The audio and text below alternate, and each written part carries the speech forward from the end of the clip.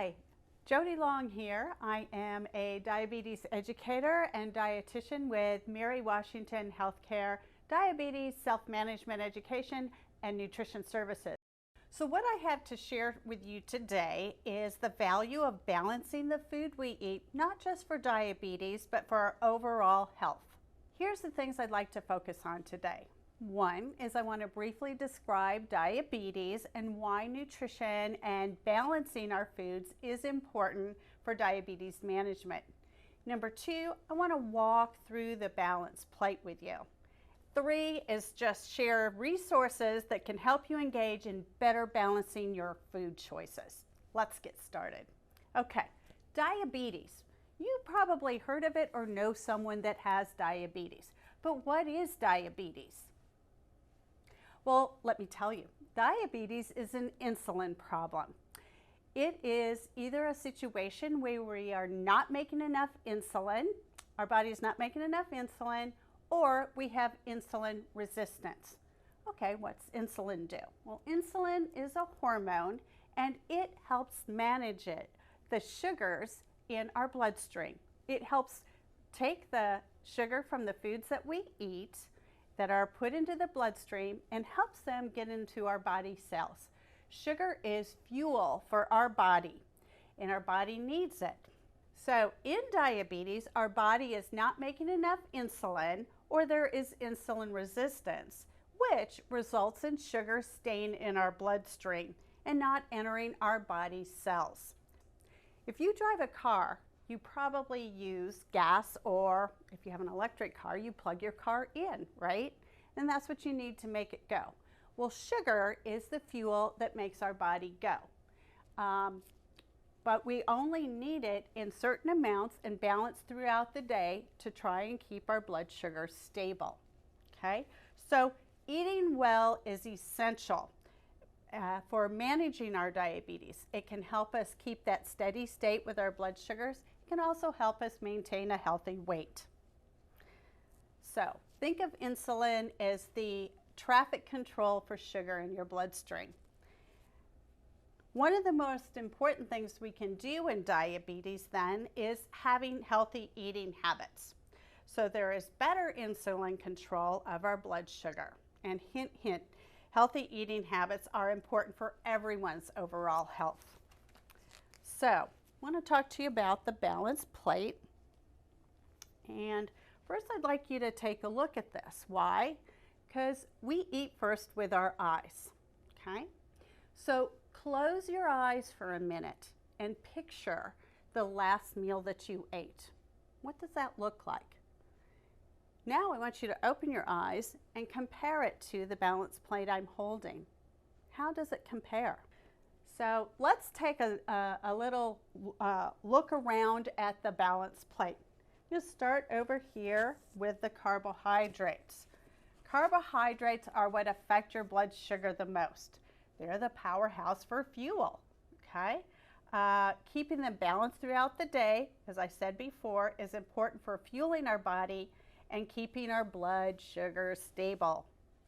These days, though, carbs get a bad rap. Might be portion distortion, supersizing at the restaurant or fast food place. Also, many diets these days carb shame. So what you'll notice is carbohydrates aren't that bad, but they only represent about a quarter of our plate. So it's important to get some bang for our buck with good carb choices. So what are carbohydrate foods? Well, think starches, anything made from grain, and starchy vegetables like corn, potatoes, lentils, and peas. Fruit and milk are also carbohydrates. Carbohydrates contain more than just sugar. They are full of vitamins, minerals, antioxidants, and fiber. Oh my. If you choose a carbohydrate food, a grain or starchy vegetable that has 5 grains of fiber or more in a serving, give yourself a high five for having a good source of fiber. Also, what's not depicted on my balance plate here or what I like to refer to as the every now and then carbs, the sweets and treats. Generally, these contain, here's one of my favorites, ice cream. Generally, these contain a lot of sugar, so they can be empty calories. They might just be sugar and fat, so they don't offer much nutrition value. So when you're thinking sweets and treats, think of moderation and small amounts. Okay? Next, I want to talk about protein foods. Okay? What is protein important for? Well, building cells, tissues, bones, and muscles. So when it comes to choosing protein foods, we really want to think about lean meats, choosing lean cuts, trimming fat, maybe going with skinless chicken and fish. Also, I like to say it's a good idea to think away from cluck, oink, and moo. Try something that's plant-based. Think flexitarian. This is where you have animal protein, but maybe to a lesser extent. This way of eating focuses on fruit, vegetables, whole grains, without ditching animal products entirely. So you might think about lentils, beans, Greek yogurt, seeds, quinoa, tofu, and tempeh. These are both made from soybean. So these are alternatives. Next thing I want to talk about on the balance plate is fats. You'll notice that these represent just a small portion here, and there's a reason for that. Fats help insulate us, and they can help transport vitamins. So they are a most concentrated source of calories, and our body only needs some fat. It becomes an issue when we eat too much of it or eat the wrong kinds. So you might want to think about savoring your flavor and remembering a little dabble do ya. So you can think about vegetable-based fats if they're liquid, and I also say spritz or spray. This is a good way for getting some of that flavor and not overdoing your fat choices. Okay?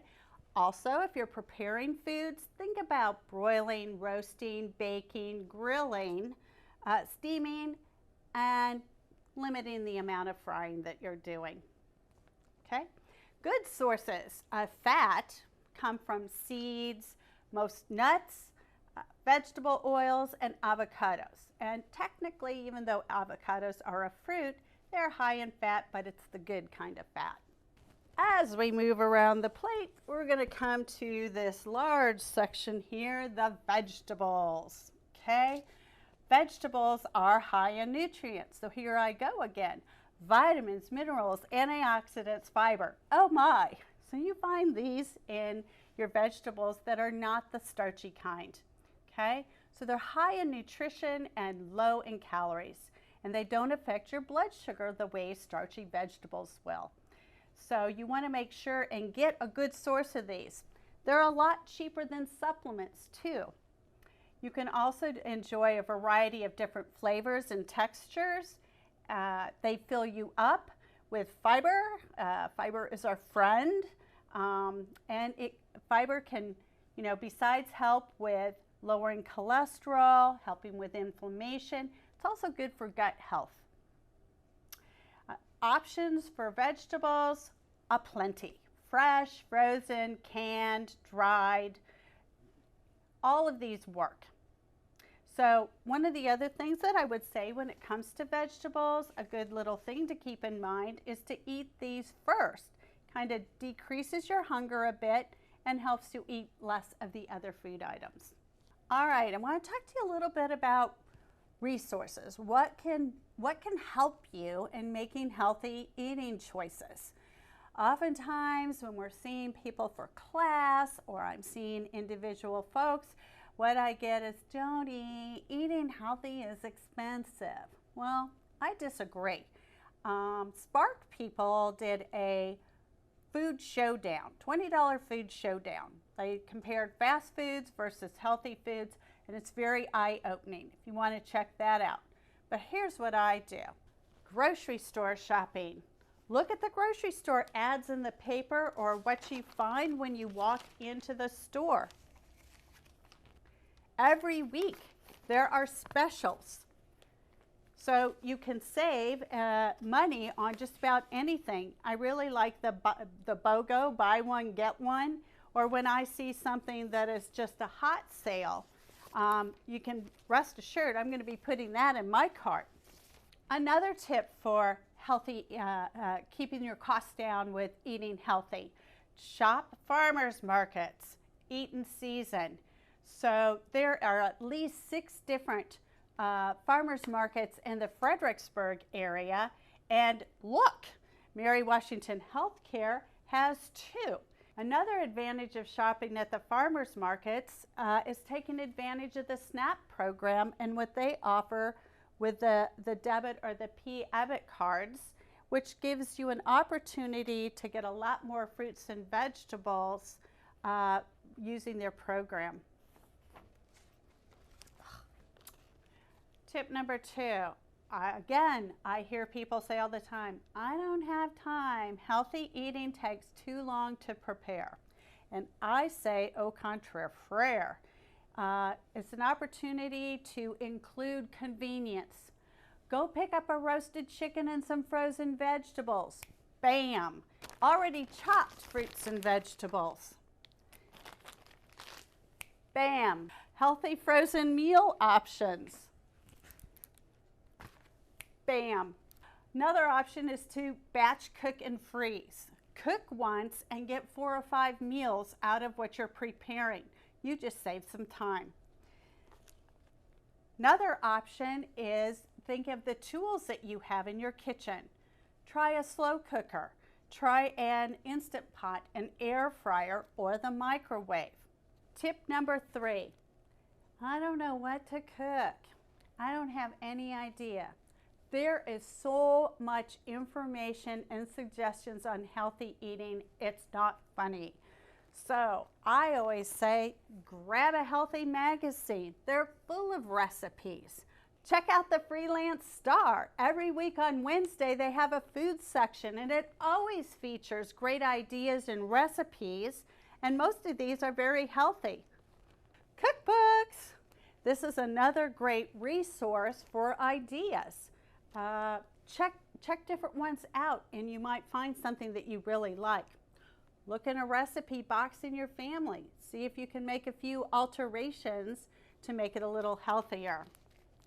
Another thing that I really enjoy is the American Diabetes Association's website, diabetesfoodhub.org.